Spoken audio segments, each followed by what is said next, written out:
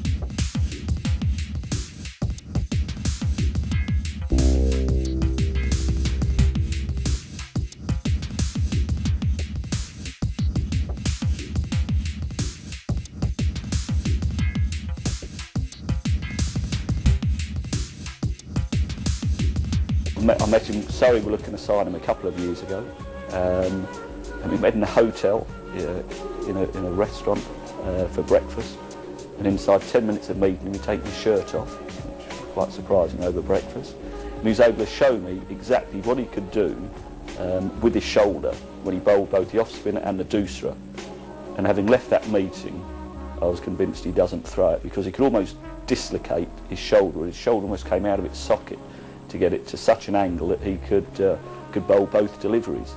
And also, you know, with your fingers, I can't touch my forearm. He's got such a supple wrist, his fingers can touch his forearm as well, which always can give the look as though he does throw it. I think it's a basic misunderstanding or a lack of understanding of the ability of the wrist to rotate.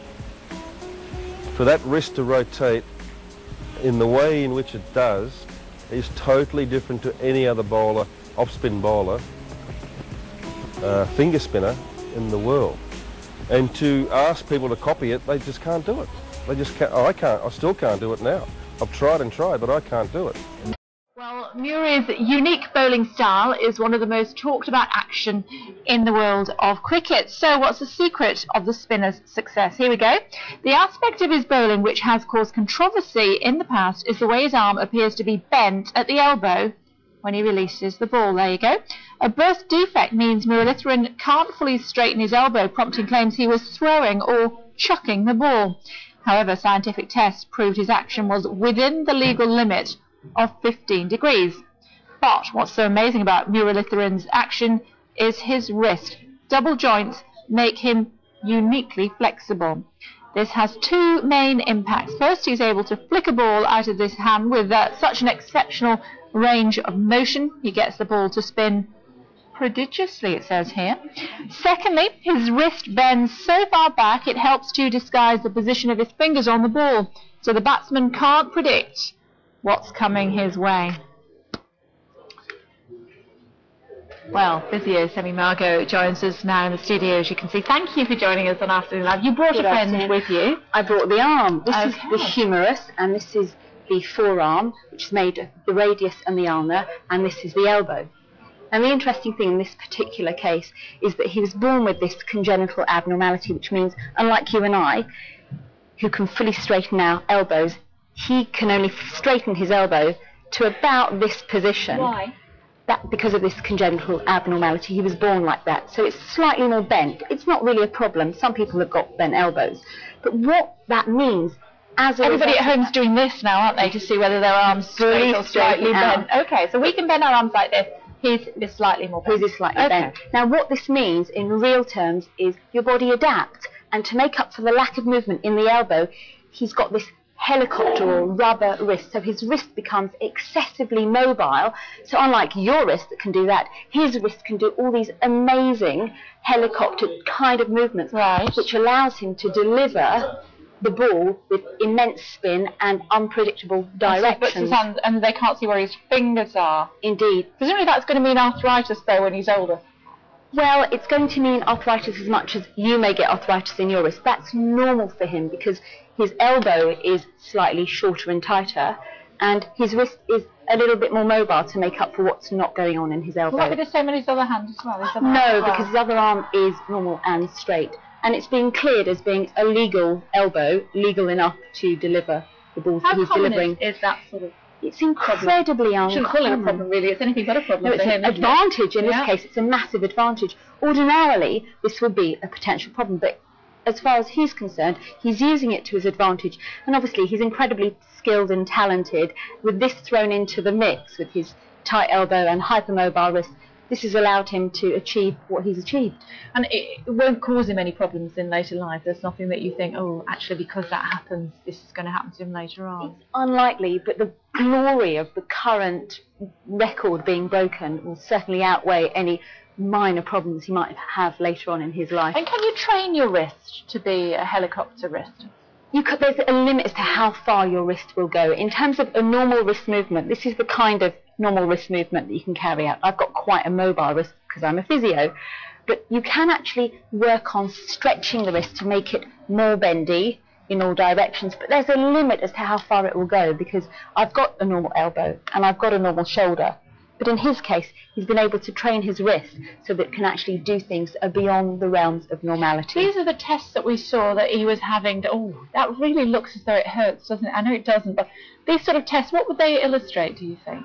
What the test would specifically illustrate would be how far the wrist itself could actually be going, and as to whether what he's doing is a legal throw. And I think they're specifically focusing on the angle of the elbow specifically, just to ensure that he's not chucking the ball, that it's a legal bowl. And he's been cleared, both in Hong Kong and Australia by biomechanical analysts.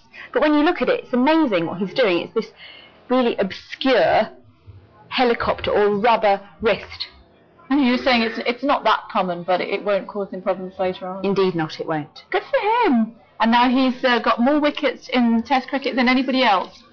We'll send him our congratulations, won't we? Thanks so much indeed, Sammy Margot. We very much appreciate your time. And thanks for bringing in your friend as always. We appreciate that.